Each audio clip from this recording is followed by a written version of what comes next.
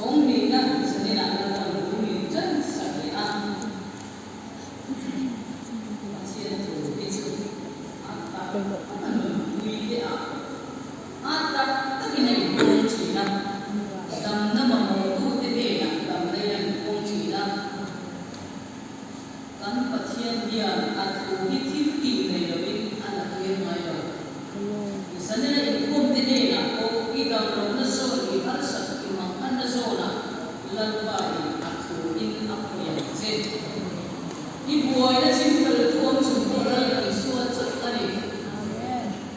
lần ý xua đi ăn chặt ta ăn chặt em mà cái ý xua đi ăn chặt về ăn mình riêng ăn chặt đó ăn không mà riêng đi riêng ta là apa cho dâu sữa pha ăn mình riêng za ăn cái ta bằng ăn lúc mai cái ăn lúc về cái ăn mắm về cái ăn chim bôi về cái là ra bằng lộc chúng ta mà để mà chi tiền đi số ăn đâu lần mà mai để mà người cả đông rồi biết thì và lời ăn đi mà chỉ có lấy phone ông đâu